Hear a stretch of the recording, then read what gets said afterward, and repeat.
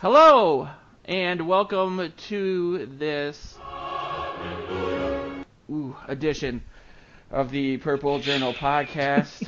I am your, I don't want to say super excited host because I have so many emotions about what's happened this week and about our special guest on tonight's show.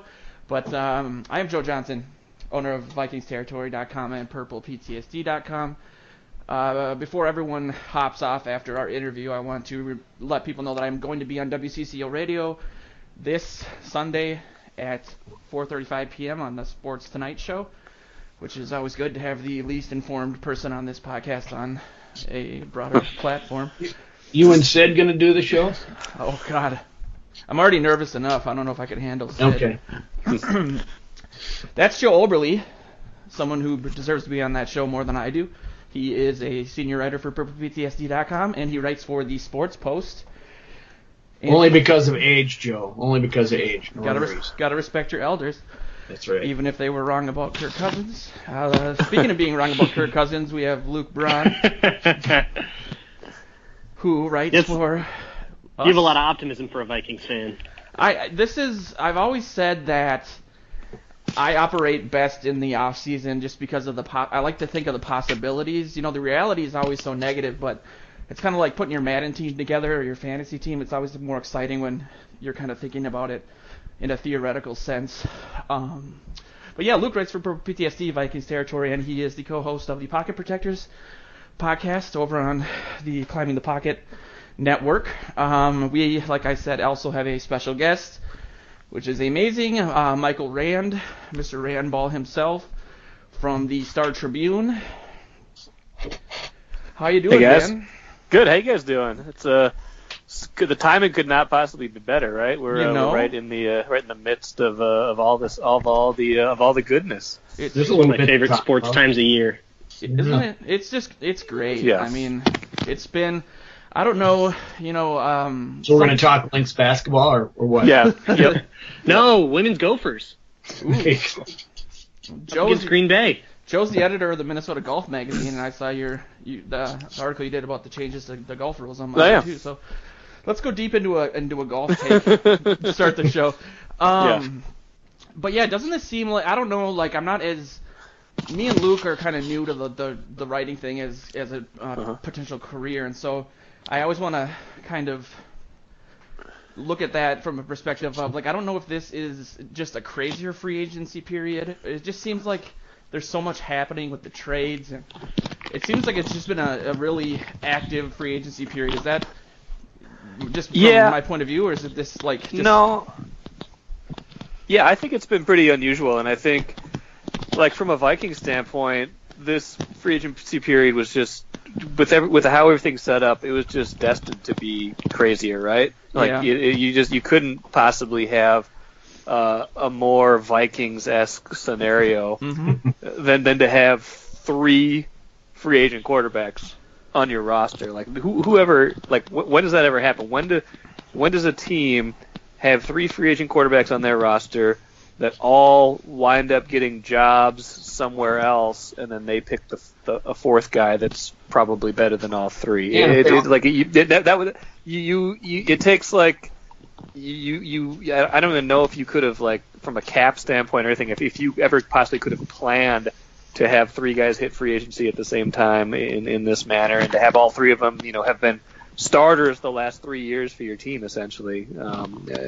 So it was definitely going to be weird and exciting from that standpoint for the Vikings. It's potentially going to make 3 different teams, if they all work out, 3 different teams are going to have improved themselves because of the Vikings quarterback room. It's crazy to think about. I mean, I just read before I got on here that Teddy Bridgewater's quarterback is his contract is for $15 million. Up to $15 million. We don't know the base number yet. With incentives, 15 if he's good. Does that surprise you at all, everybody, that, we talked a lot on this show about Teddy and his situation, and do you think that he had, I know there were rumors about multiple teams being interested in him as a starter. Do you think that didn't end up playing out, considering the moves that happened before he signed, and he ended up getting kind of a crappier contract or a situation, like basically it's a trial to see how his knee holds up from what it looks like. That's exactly how I thought it was going to go. I mean, you knew that because of the uncertainty surrounding him that teams would prioritize like Cousins and Bradford and Keenum over him just because he hasn't played in 2 years. And that makes him cheaper, which was part of why I thought he was a better asset to go for, because like a market factor was going to make him maybe cheaper than he's worth. But now that risk is in someone else's hands, and it's not really a story that we need to worry about. Yeah, I always thought he was going to wind up someplace where he was competing essentially for a starting job. What I'm surprised with is that he wound up at a team where he's competing with another veteran. I thought a better situation for him might be a team that looks at him as a guy they want to compete with, say, a draft pick. Yeah. Instead of a veteran like Josh McCown. That feels like a weird situation. I mean, I guess the way you look at it is, you know, if he does well, the Jets probably look to extend him and make him, you know, think of him at least as an option for the future. But I thought that he would be better off, you know, in a place where it was likely that he was going to at least start the season as the starter. But you know, you got to get, you know, guy McCown, who is reportedly getting $10 million a year. I mean, these guys are kind of coming in on relatively equal footing, or at least with an open competition, you would imagine. So it'll be interesting to see how it plays out. But I wasn't surprised that he wound up in a situation where he had to compete. I am surprised that it's not him and a younger quarterback. Okay. So what happens to the Vikings fans if next year all three of these guys just have great years and Bridgewater and Bradford are healthy and Keenum takes Denver deep into the playoffs and Vikings struggle to marry their offensive coordinator and their new quarterback? I will say that I was talking to my buddy before the show, who I always bounce my Vikings ideas off of, and he's kind of tentative about just the price, which is what I hear from a lot of people, like on Facebook and stuff. And personally, yeah, I mean, I feel like I've put my limited credibility on the line in terms of Cousins, and it is a very different situation in that, like, we will have basically 3 examples of things the Vikings could have done instead of Cousins, which kind of adds to that pressure for him a little bit, I guess. But for me, especially being the one guy on this show that really was all gung-ho for Kirk Cousins, it'll be an interesting year for sure. Yeah. And you can't know how it's going to play out. So that's the hard part right now is you never know what's going to happen next year. All you know right now is that they got the guy that's the surest thing. Kirk Cousins isn't a sure thing, but you know, there's just so many questions. This is a team built to win.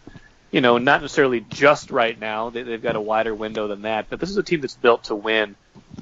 You know, next year, you know, immediately, and I just don't think you can risk. You know, Bradford and Bridgewater were going to be too big of a potential injury risk, or you know, with Bridgewater, just you know, how good is he still going to be after all that time off? And you know, and Keenum was the more interesting question to me. Is, you know, did they think he could duplicate what he did last year?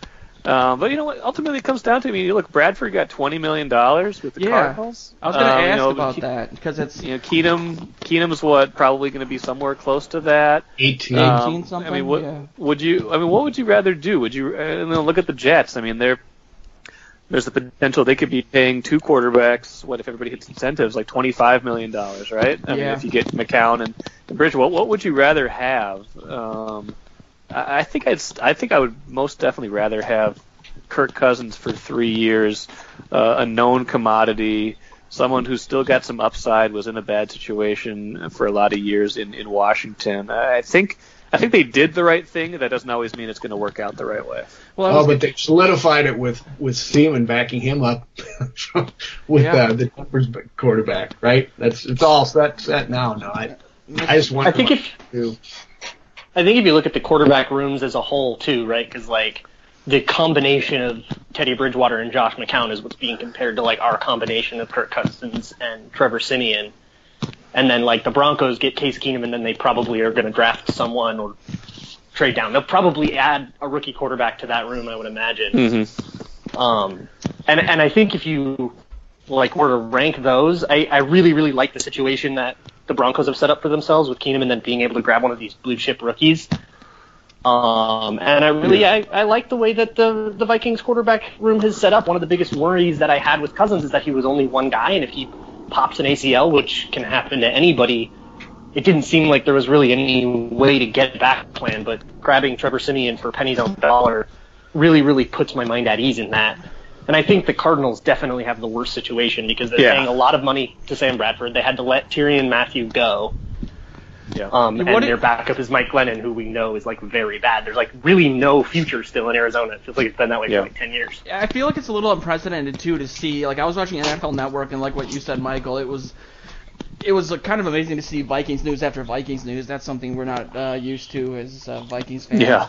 But there was an immediate pushback. It seemed like from the former players on the show I was watching, and then on social media from current players in regards to the fact that Bradford has somehow amassed this gigantic career of huge contracts, and he's never accomplished anything or really played more than 2 full seasons. And so it was interesting to see how current players were kind of bewildered by that or just angered by that. I just haven't seen that before. Typically you think that they'd be happy that anyone's getting a contract. I think people were happy about the way that the Cousins contract was structured as a watershed moment for fully guaranteed contracts. Right. But it was an interesting dichotomy between the reaction to Cousins and the reaction to Bradford.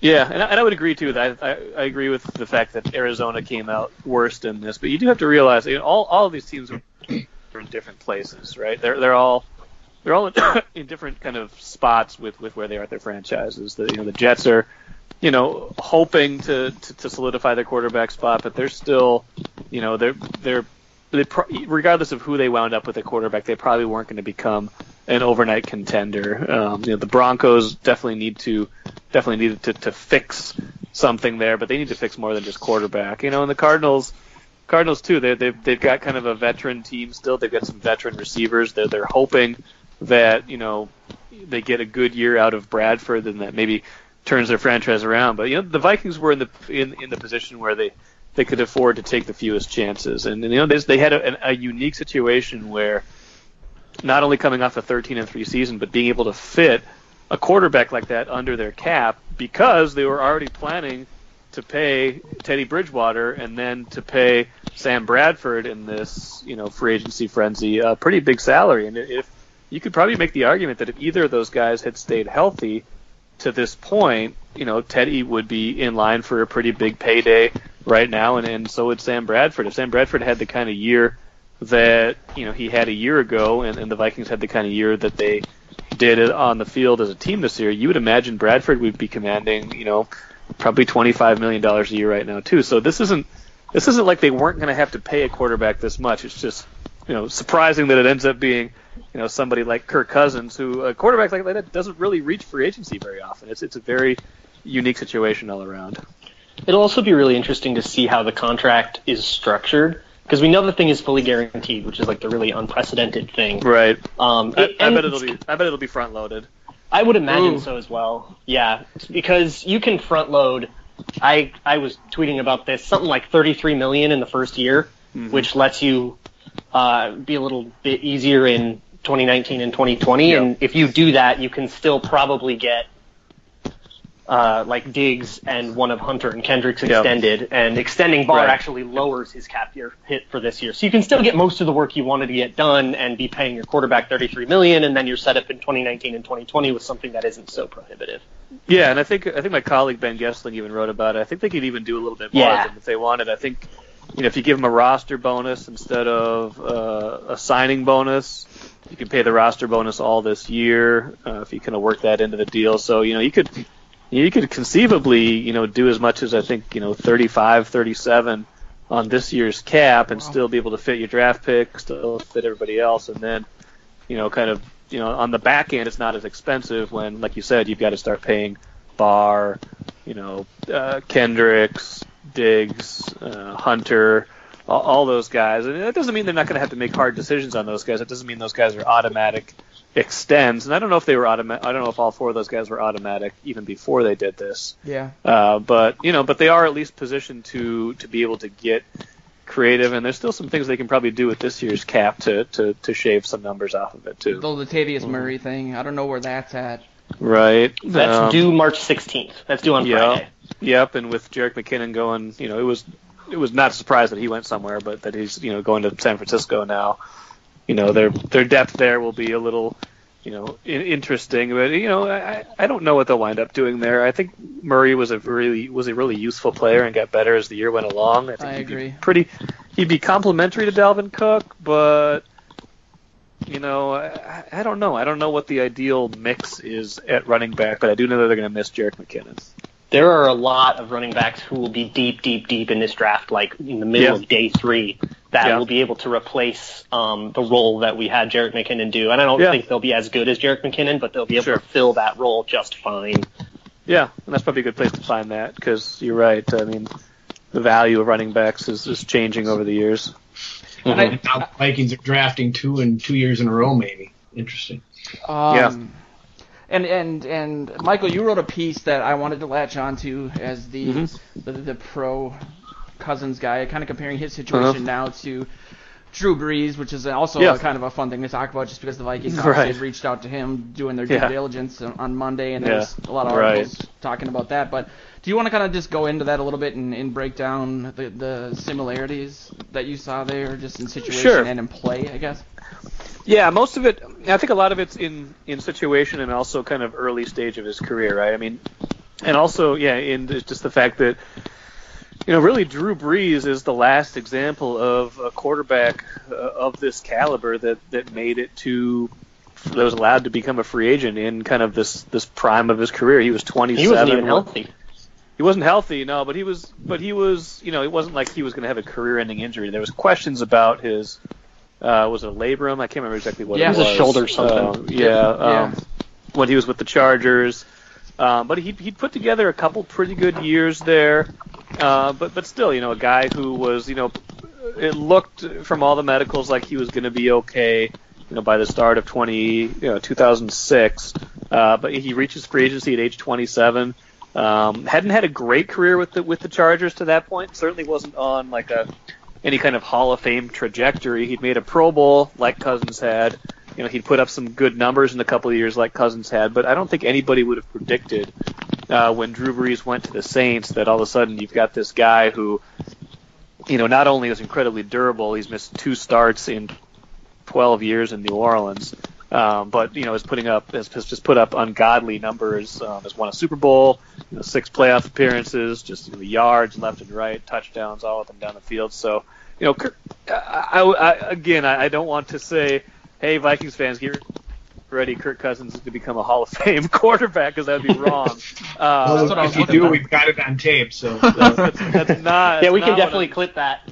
Yeah, that's not what I'm saying. What I am saying though is that just because Washington, bungled the situation to the point where it got to the spot where he is now a free agent, that doesn't mean that he won't kind of become the kind of this face of the franchise guy for the Vikings and be remarkably durable, be a guy who is going to get you into the playoffs more often than not. I mean, I feel like Vikings fans just kind of had still a lukewarmness from some folks on Cousins. And God. Yeah. And it's, I think some of it's justified. I think some of it's circumstantial. I think some of it's, some of it gets is probably just because of how Washington perceived him is how other people perceive him. For sure. So what did happen there though? Is it that, or is it the money that he was going to attract, or why did they immediately run out and get Alex Smith and then let this guy go, who's had these 3 great seasons that we're still in Minnesota pumping up to defend him? It's right. It's a good point. It's a good question. I mean, how does a guy like this get here? Is there something wrong with him, or is there something wrong with Washington? I think there's a lot of evidence for the latter. I wanted to point to an addendum to Joe's question, which was the Doug Williams comments about Cousins, and I found it ironic that he was the one kind of saying it, considering he's like the prototypical guy who like Trent Dilfered his way to a Super Bowl. Yeah.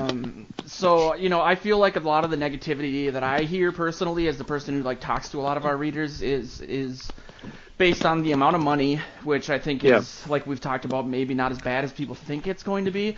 And I hear either, well, why is he available, or he's never done anything, or he's never won anything, and I don't know. Right. In a game like football, you can put that on one guy, Right. considering he's about 500 as a quarterback, Right. a little under it is good considering the team he played for. Sure. So, I just think that the Vikings are a team that are ready for a guy who can just come in and stay healthy and play above average, and that'll get them even further than they were last year. Luke, you wrote a piece also kind of talking about how you think Cousins can fit into this offense with the Filippo, and I wanted to definitely touch on that before Michael left to see what you think about that as well, Michael, in terms of just the realities of him coming in. Yeah, I mean, a lot of the detractions that you guys talked about, I agree. They're all kind of a bunch of nonsense. QB wins is nothing. Overall, he didn't win in the playoff. Who cares? But there are a couple of traits that Kirk Cousins has that most of the quarterback evaluators out there in the football cognoscenti are worried about. Mm-hmm. And there's also some traits that he has that are super exciting. So I wanted to go over those traits and also tendencies that John DeFilippo had in his time in Cleveland and things that he appears to have learned in Philadelphia. And how does all of that mix together, and what kind of offense are we going to look forward to here? Mm-hmm. And you can go read the actual piece on Purple PTSD, but I'll give you one example is play action. Kirk Cousins is one of the best play action fakes in the league. There's a really good piece at Inside the Pylon explaining the mechanics of it. And it's teaching tape. It's a perfect fake, and it's really, really hard to determine whether or not it's a fake or an actual run, which is not something that most quarterbacks are able to achieve. And that means that kind of partially explains why he statistically has such a better time under play action than when he's not under play action, because it's just a genuinely good fake, and that's really sustainable, right? That's something that he can bring here and absolutely apply here. So using a lot of play action is something that we'll see.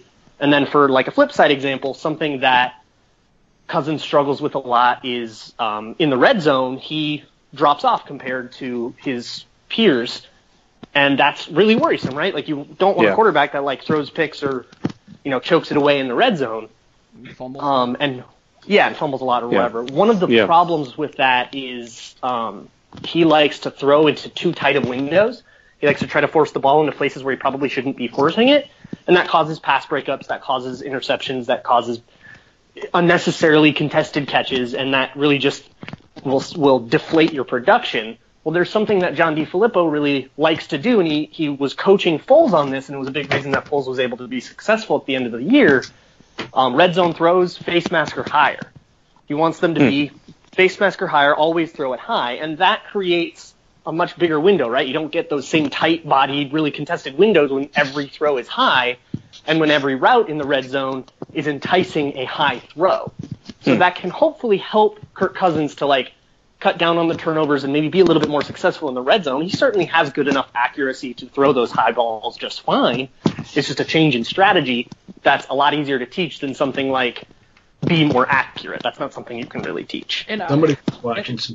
And part of that too, I wanted to add to the question is, something that sort of excited me was the amount of touchdowns he picked up on the ground, and I wasn't sure if that was just a result of the system they were running in Washington. I mean, he's not known as a super mobile guy, so having 13 touchdowns in 3 seasons was kind of surprising to me. I think Jay Gruden likes the QB sneak, if I recall. Okay. I don't have it in front of me. I think he likes to QB sneak.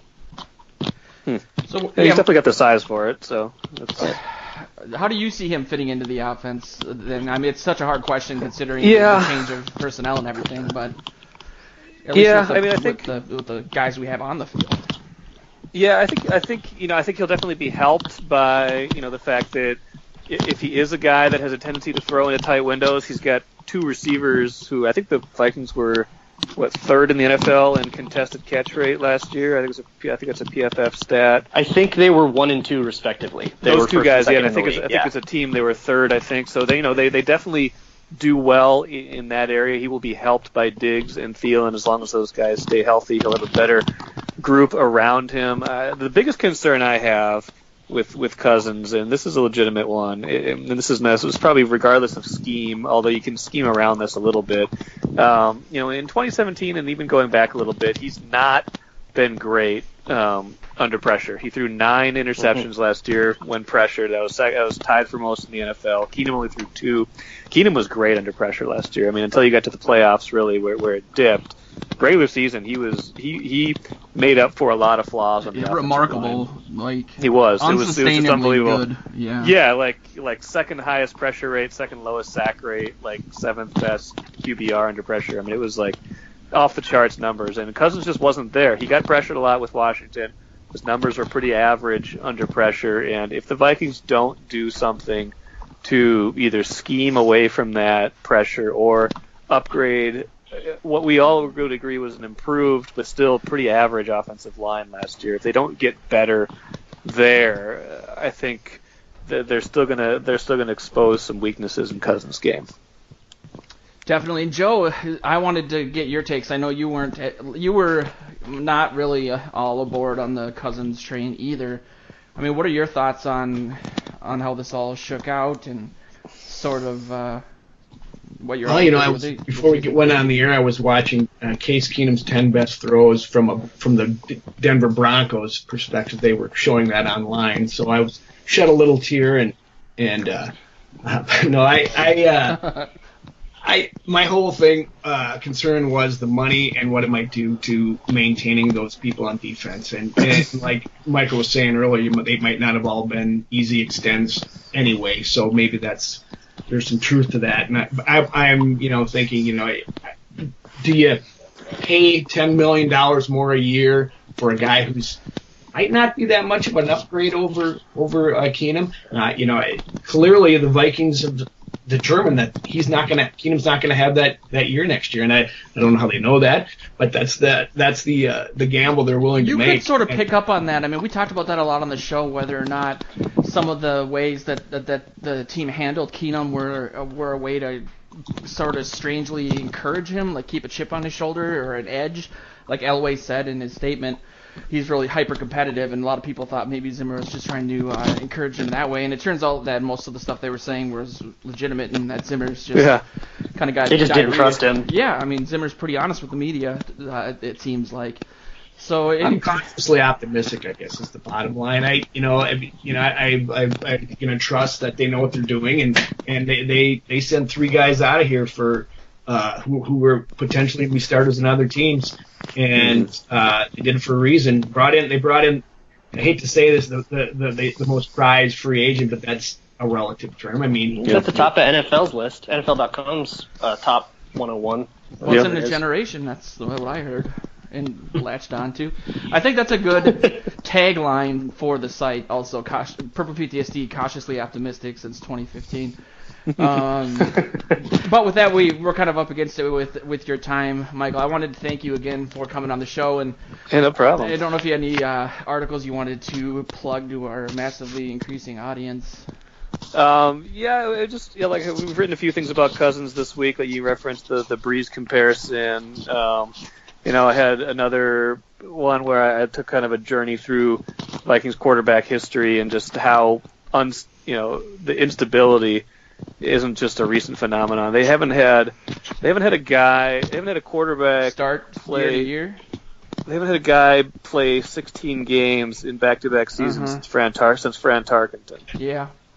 That's my entire life. Probably yours too. I know. Yeah. I mean, they've had 6 different. Cousins will be the 6th different opening day starter in 6 years. I mean, they just, if nothing else, whatever you think of Kirk Cousins, whatever you think his ceiling is, and I think we can all probably at least agree on his floor. He's durable and he's good, and if he can provide a measure of stability to something that's just been just completely off the wall, off the charts, unstable for so many years, either by poor draft choices or just really bad luck, that provides a measure of kind of comfort for a franchise that the Vikings just have not had. Yeah. Michael, question, about how, you got the page 2 stories, and I'm out at Winter Park with all your cohorts, Craig and all those guys and everybody else, and you guys have got it covered like a blanket. But is your niche is that more freeing to find the stories that you want, or do you find that you really got to dig because they get all the beat reporting done, and then here you are with a take?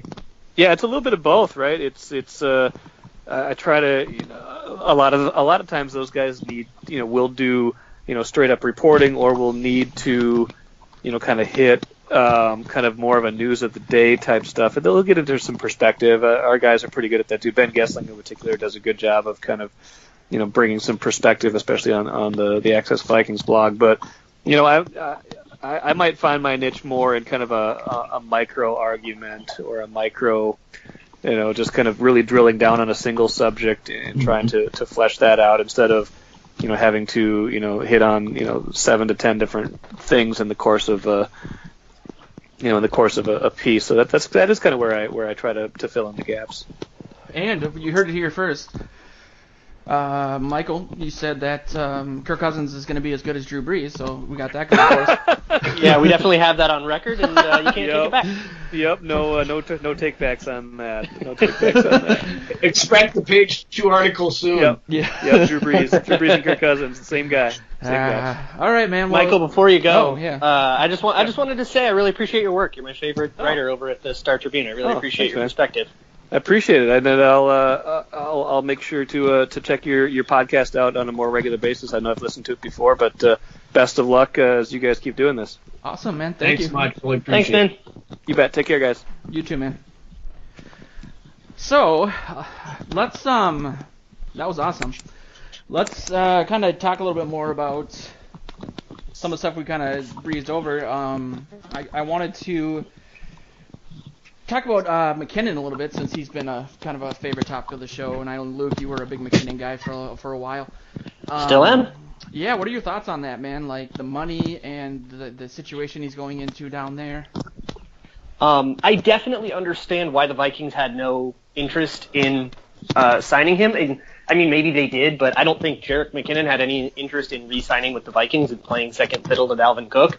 Totally. They're going to a place. He's going to a place where he's the first guy. He went and made a whole bunch of money, and that's kind of exactly what I expected was going to happen. I knew he was going to have this huge market as like the exact kind of running back that this league demands right now, and I don't really place a lot of value on the running back position, so I'm okay with letting that walk and not,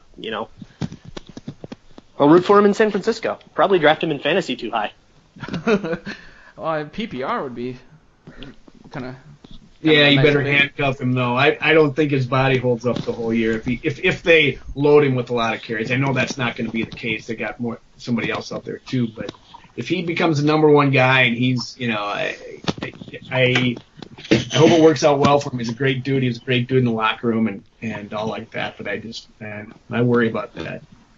One other thing I found interesting is I know that when we were talking about quarterback situations here, Luke, I think a couple weeks ago you talked about the potential of having Teddy with, speaking of handcuffs, bringing in Josh McCown. Yeah, the exact thing. That was like my favorite situation, and the Jets did it. I was going to tweet you and say that I was going to buy you a Jets jersey. I would gladly wear a Jets Bridgewater jersey. He's still my favorite player in the NFL, bar none. Wow, yeah, I could see that, man. I mean, I looked at kind of I didn't want to bring it up with Michael just because of the logic he was using and everything, and didn't want to seem like I was throwing shade or anything, but I completely understand why they did that. But what do you think ends up happening down there? I mean, do you still have relatively high expectations for Teddy? I think it's a better thing for them to do than it would have been for the Vikings to do, because they can also, there's a chance that you come at the end of 2018 and you don't have your quarterback, right? Because if Teddy's leg is shot and your guy is Josh McCown, you don't have a future still. But they pick 6th overall and the Vikings pick 30th. So they could go get a Baker Mayfield, or whichever one. There's 5 good quarterbacks and somebody's going to pick Barkley and someone's going to pick. You're going to have a chance to get a guy.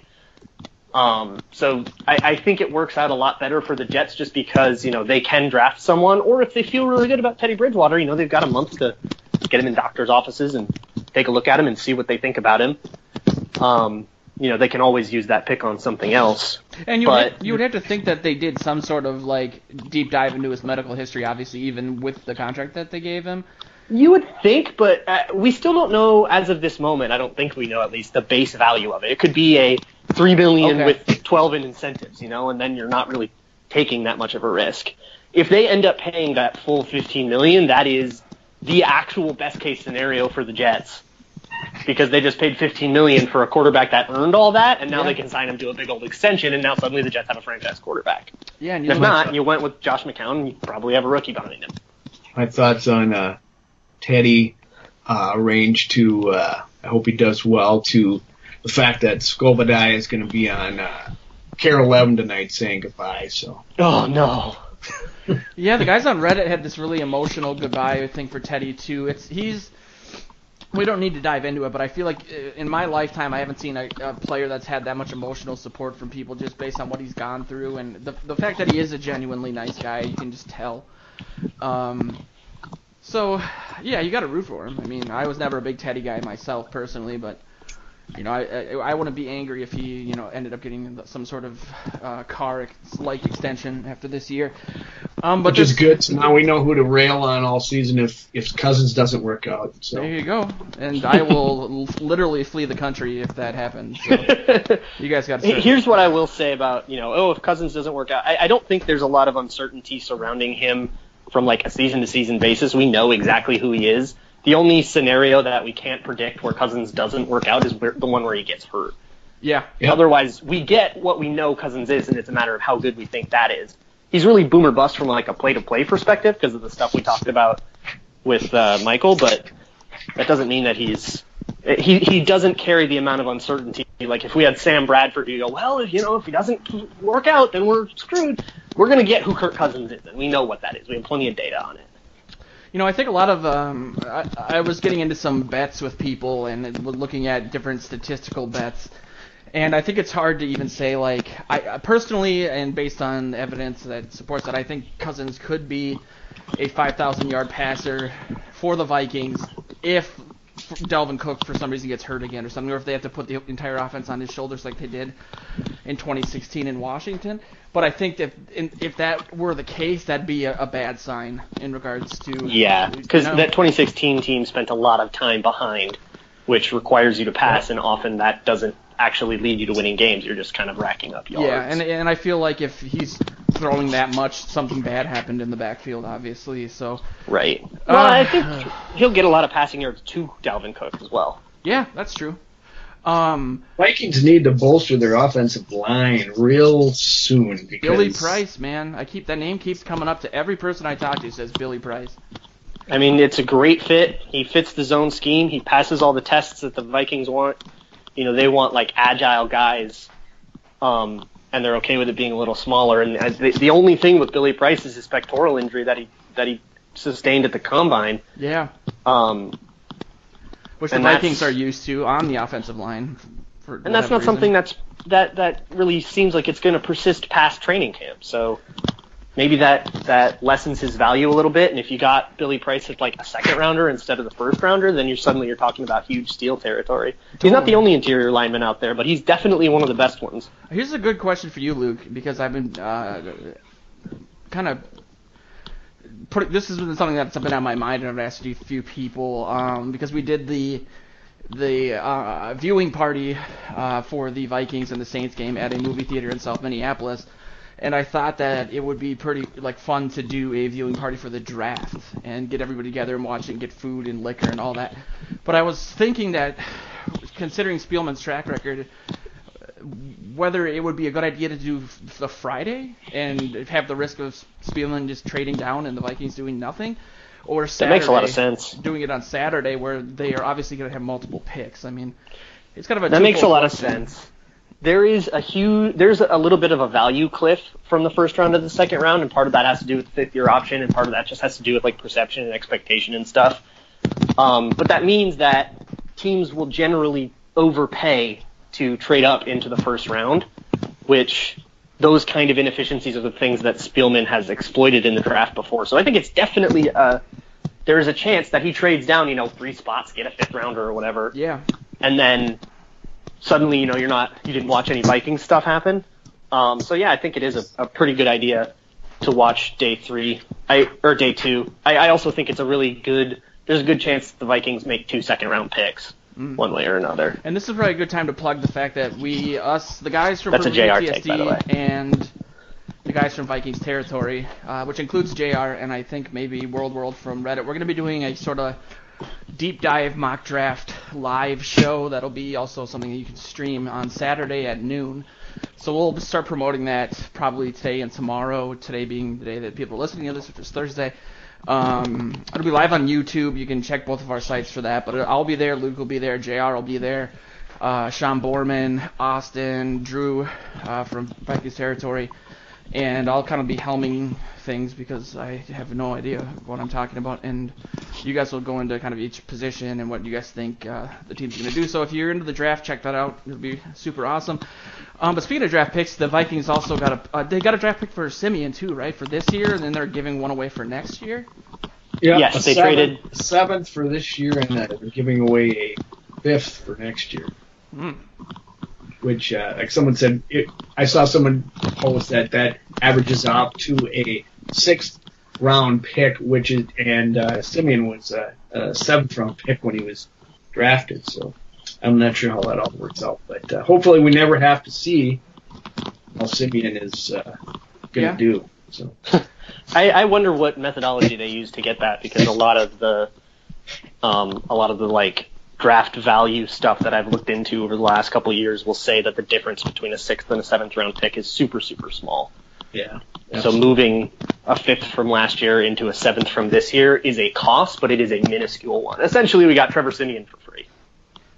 I'll take it. Another Big Ten guy for me. I'll get a Siemian jersey. What about that? I haven't heard about anything since on this other than what was first reported. But if the Vikings screwed up by talking about a meeting with Cousins, and they're going to maybe lose a pick in the 2019 draft as a penalty.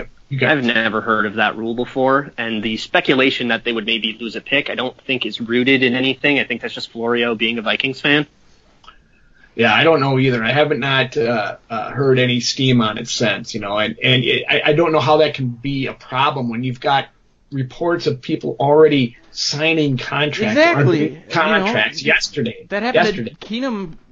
The Keenum news broke a day before that, so it's like, why are we in trouble? But you look back at the Mike Tice, Red McCombs drafts, and you think anything's possible with this team in regards to stupidity. But this regime, I don't think is that stupid, unless the NFL also. I'll use for the first time since I graduated some of my pre-law lingo from the U of M. That the league does a lot of that ex post facto stuff, like they pass a rule and then they punish people who did it before the rule existed, and that's what they did with Ray Rice, and that's why Ray Rice ended up winning that settlement. I wouldn't be surprised if the league suddenly made up a rule where that we violated, even though it didn't exist when it happened. So, can I break a little news? Please do. Sure. Frank Gore, very close to a deal with the Lions. He might be entering the division. Ooh. Wow. So that reminds me, what have you guys heard about this Richardson stuff? Is that just them doing like a Drew Brees due diligence thing, or is there actual interest there? And how would he fit on that defensive line? That makes me a little excited. That would be naughty. That would be gross. Yeah, it'd be great. It's great to get him in here. That's for sure. I think once again, it's another report you saw and you saw nothing following it up. I mean, there was someone threw it out there, and then you don't see it again, and so that makes me concerned that there's not a lot behind it. But they had to have been working on something other than besides Siemian and Cousins here the past few days. So hopefully they are. One possibly relevant factor is that the Seahawks are pursuing Ndamukong Suh, which tells me that they play the same positions. That tells me that they're more interested in Suh than they are in Sheldon Richardson. I think Richardson, kind of similarly to like Joe Berger, I think that might be something that takes a couple days to play out.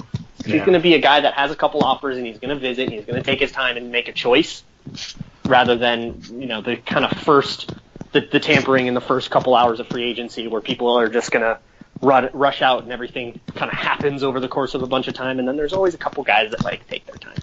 Speaking of Berger, I saw a report on him as well saying that, first of all, he's retiring, and then he's not retiring. And then all of a sudden there's a report a few moments ago that says both the Lions and Vikings have offered him contracts, and he's considering retiring again. What? Yeah, he's got to think about it.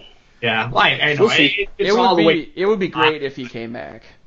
Oh yeah, they need him. Absolutely, they need him because they didn't tender Searles, and they're not going to keep him around. And the Vikings need to upgrade this offensive line. I think if we've learned anything about Cousins and listening to Luke and Michael Rand and anybody else that talks about him, is that he's not immune to pressure. And when I was touching those replays of Keenum, my God, he was dodging left and right. He could sense the pressure. He knew where it was coming from, and that's how he kept things alive. And if Cousins can't do that, man, oh man, they need somebody else to protect him. Yeah, one potentially mitigating factor there is most of his problems under pressure stem from the internal clock where he doesn't feel it coming in time. And that is more of an issue with outside pressure than inside pressure, so that makes the interior a little less important. I mean, it's still very important, but that is a mitigating factor that will matter. And we are set at tackle for now. Yeah, if we want to be. Absolutely tackle, but you need some depth there because at the end of the season, the Vikings were once again juggling their offensive line with the versatile players that they had to try to mitigate injuries at the end of the season. That's not what you want. You want some depth there that you can plug people in right behind somebody else, and you've got to get some bodies in there. This is an eternal guy, but I like Billy Price just because he reminds me of Berger a little bit, and the fact that he can play multiple positions, and Berger's been such a band-aid for this team, and top 3 center, and then they move him to guard, and he performs well. The same thing kind of with Billy Price playing both positions in college. Yeah, pro football. They also said that Elflein was retiring. I thought that was kind of funny. I just saw that. They were talking about Berger, but they called him the Vikings starting center. I was going to say, maybe he's had his fill of it. He's got a little bit of Matt Khalil syndrome. So, yeah, I mean, I don't know. I just don't know how to. That discussion crashing right down. I don't hate you. Well, I feel like, I'm the guy that was out there on Cousins, and I really wanted him. Now that I have, it's like a little kid getting what he wants on Christmas, and then he's underwhelmed by the graphics on Nintendo or Sega Genesis or something. I want to be excited, but yeah, a lot of it's just, the Vikings, man. So we'll see kind of how this all plays out. What do you guys think? Does PTSD increase with the acquisition of Cousins, or does it decrease? It actually, sadly, it increases because then it raises my expectations. That's right. And then it's like, I said some stuff on this show about Super Bowls and all sorts of stuff. So we'll see. I think one of the bigger things is I'll be interested to see what happens at the wide receiver position for the 3rd spot. There was an article by one of our new writers, I think Stephen Nolan, sorry if I am giving the wrong credit to the wrong guy, that talked about some of Zimmer's comments at the Combine about Treadwell and how he needs to get out of his own way, I think was the quote. And so, obviously this is kind of a make-or-break year, his 3rd year, the year that wide receivers are supposed to develop. I don't know what's going on with the other guys in regards to, obviously, Jarius Wright stepped up big time towards the end of the season. Michael Floyd got a few throws his way. I was a big Michael Floyd guy. I'd look at, maybe with DeFilippo and Cousins, maybe they'll spread the ball around a little bit more than they did with, last year. It was hard to rip on Treadwell just because the balls were going so much to the top 2 guys. You need a pass-catching tight end to help out Kyle Rudolph. If you read Luke's piece, that's where a lot of the passes are going to be going up to the... Move Treadwell to tight end. Hey, Mobo, he's back. Never count out Mobo, man. It doesn't seem like the wide receiver room is going to change much. I don't think they're bringing Floyd back, and maybe they'll do a low-level draft pick to replace him or whatever, but otherwise it doesn't look like the Vikings are interested in any wide receivers right now. That room will be the same. They still got Stacy Coley, or did he leave and the other one stayed? I can't remember those two receivers. Rodney Adams left. Yeah, Adams left, so they still got Coley. He could step up. They looked pretty good in the preseason, and I enjoyed. Yeah, Coley had a nice preseason. Caleb Johnson signed a futures contract. He'll have a chance to make the team, but that's like deep roster stuff. That's not something that they're going to be worrying about for a long time. Do you think they'll draft a tight end, Luke, and kind of go after maybe? I would love for them to draft a tight end. Get Bucky Hodges back. Who are some of the guys you like in terms of what's realistic. Shoot, their names I are suppose. escaping me. Yeah, this is just an I example. really like Will Dissly. I think he's from Washington. He is more of a blocker than a pass catcher, but a pretty good pass catcher. He's not like a David Morgan.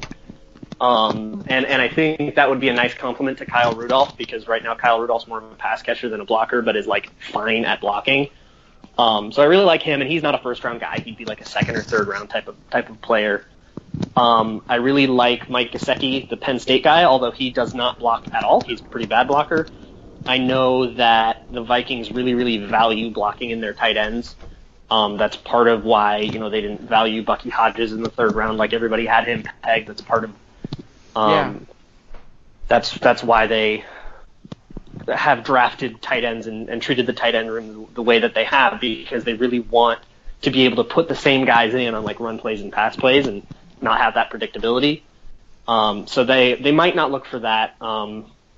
There are a couple of other tight ends in this class that are exciting pass catchers and exciting guys, but might not make it all the way down to 30. I probably would have to look more into that class before I could really get a good list of names to target. But I do know that over at Zone Coverage, Arif Hassan did a series of combine people who did well enough in the combine to be targeted by the Vikings, because the Vikings have these thresholds that historically they have respected. You have to do this well at the 3-cone and this well at the 40 for them to draft you at wide receiver or whatever. And that's held over time. And he's got that broken down by position. He's got an article for each position, so you should go look up what he's done over there. You shouldn't discount the fact that the Vikings may want to develop Stacy Coley because he's a deep roster, because that's where Adam Thielen came from. So. That's a really good point. Yeah. And is there any other buzzy things going on in regards to free agents that we should touch on? Do you guys think? Keep an eye on the name Bryce Callahan. He was the slot corner at Chicago, and he was pretty good there. Chicago doesn't appear to have re-signed him. He's kind of under the radar, and he appears to be pretty cheap. He's young, and he could be kind of a Captain Munnerlyn-esque signing for us. So with the signing of Cousins, there was all this talk about, and a lot of polls. I think, Luke, you ran a poll too on the PTSD Twitter in regards to basically if they sign Cousins, which of these players would you sacrifice for him? Kind of now that we know a little bit more, at least about the possibility of how the contract is going to be structured, is that still something where we have to worry about losing someone like Anthony Barr or Daniel Hunter? I think Kendricks definitely were not on that list. Barr. Definitely not Barr, because he'll get extended this year, and that actually lowers his cap hit for this year. Okay. Because he's on his 5th-year option right now, and an extension would likely be a little bit lower in the first year.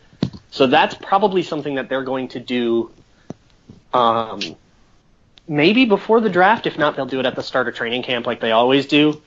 And then I think you have Diggs, Hunter, and Kendricks. Just doing the quick cursory math, you can probably get 2 of them extended this offseason, and then you have one of them going into a contract year, and then you kind of have to see how that plays out in 2019. Yeah, it'll be interesting to see how Hunter performs this year as more of the main guy than he has been, at least in regards to how they list starters or whatever. Yeah, if he repeats his 2017 performance, he should absolutely be extended as a starting quality player. He put out a lot of pressure. Didn't turn into sacks, but that's not the thing that is predictive. Yeah, and he had 10 sacks the year before that, didn't he? I think 12. Yeah, yep. he had over 10 for sure. Yeah. Yeah, they always want good defensive linemen. He's going to be a priority, I think.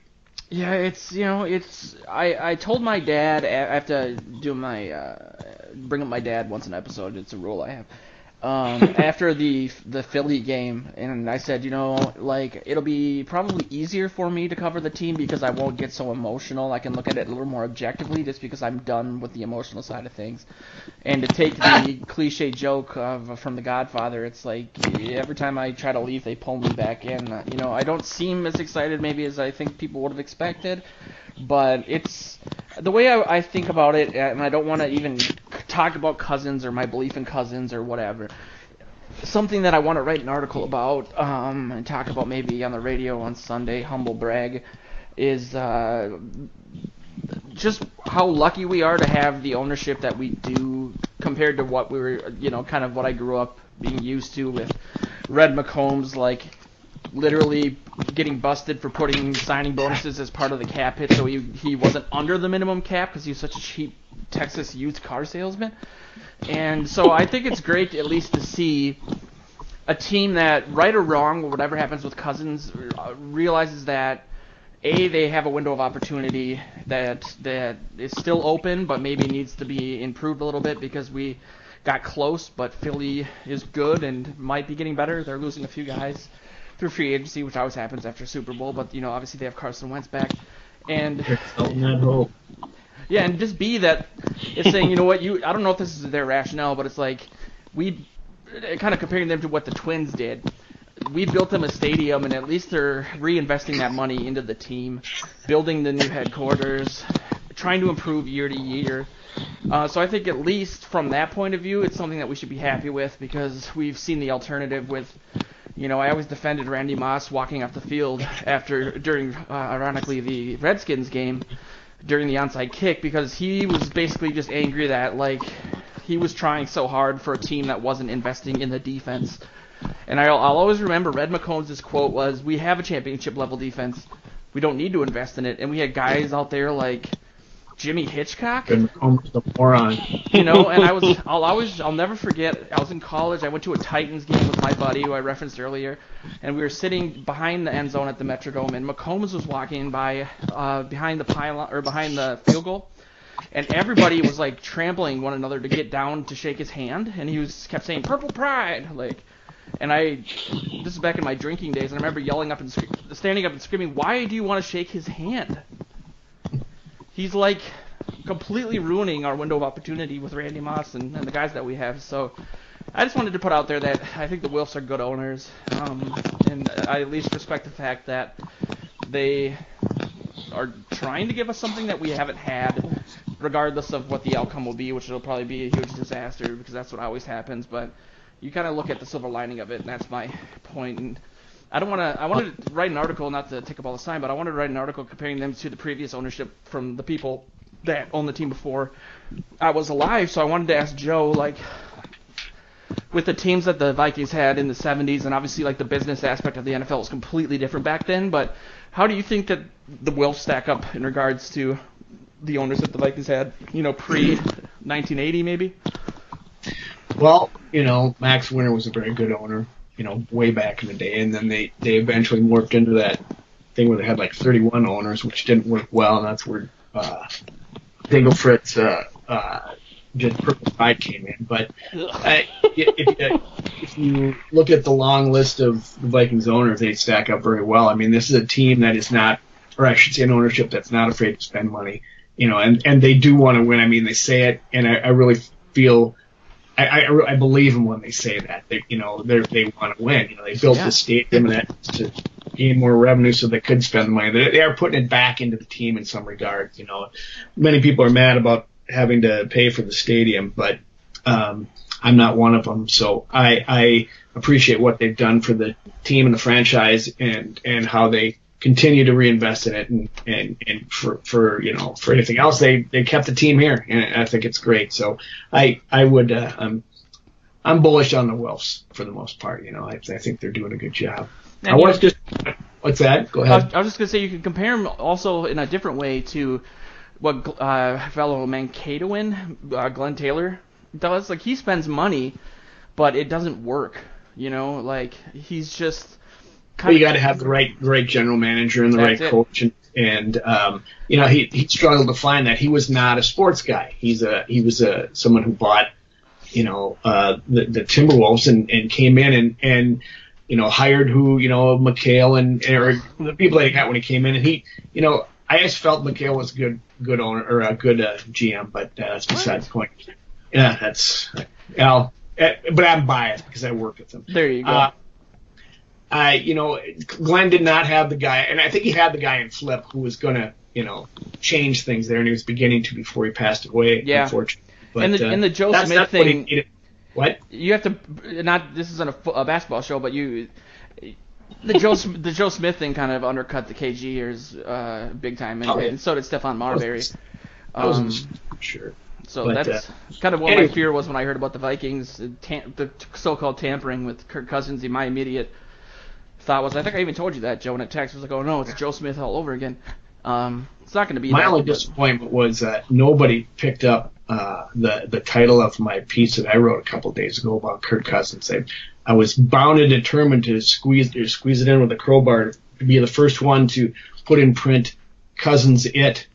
So nobody. Well, I mean, it's a generational thing. I grew up loving the Addams Family movies, and also liking the MC Hammer Addams Family song, which is full disclosure, really embarrassing. I should have put lights on it. Yeah, see. I appreciate it, and that's really. This is all about an audience of one at this point. I'm kind of a megalomaniac. I feel like puns in print journalism is a lost art. The Star Tribune does a great job of that, I think, in the sports section. They do a lot of puns. Sometimes they go too far, but yeah, and so do I. Can you go too far?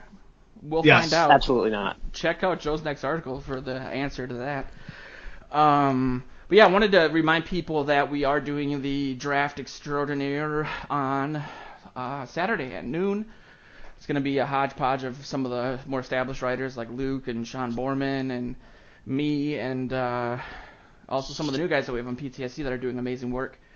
So check that out. It'll be live, and then it'll be posted for streams after that if you want to get into the early draft stuff.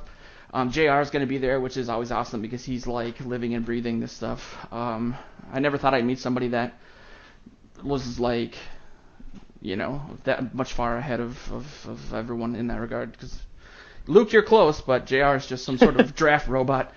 I probably more than half my takes are just copy-pasted from JR's. Wow. Yeah. Mine are from just random angry people on Facebook, so that explains that. I also wanted to remind people I'll be on the radio on Sunday. That's pretty exciting. We have been talking a little bit with WCCO about maybe doing some content, so that's kind of like the first step for that. Because I like the show, and I think it should be on the radio, and that would be really, really fun for us. That'll be at 4:35, channel 830 on your what all the teens walk around with, AM/FM radios. Beyond that, you guys want to plug some pieces you got coming up, or are you still TBD with all this craziness going on in the NFL? See what happens. I like it. Yeah, well, you can check out the one we talked about earlier in this pod, that Purple PTSD, about Kirk Cousins and John DeFilippo and how they'll mix, what the offense should look like.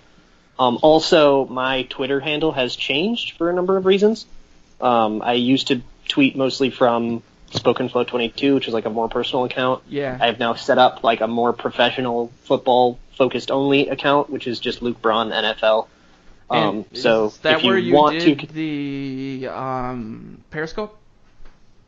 No, I've been kind of experimenting and playing around with the idea of doing Periscope, but I don't know if that is something that I want to do. But I will do from that account, hopefully a lot more film content, hopefully still the same kind of analytic stuff and just general discussion about what's going on in the NFL. There's no such thing as an off season. Only over there. There you go. That's how I feel about it. The off season is just as fun as the season, sometimes even funner. I wanted to thank everyone that's been listening. The new listeners that we've gotten over the last couple weeks has been amazing. I want Luke to also check his mail feverishly every day for a Teddy Bridgewater Jets jersey whenever those become available.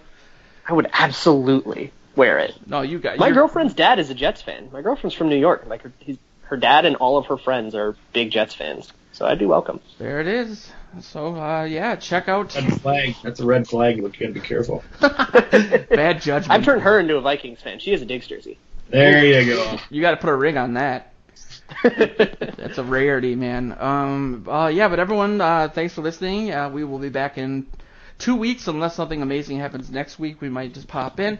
Check us out on social media, Purple PTSD on the social media sites. And in Vikings territory as well. Another thing that is exciting is we're actually starting an Instagram and entering 2012 as a company. So I will be promoting that a little bit on the site and on the show as well. But yeah, definitely thanks for listening. And go Kirk Cousins.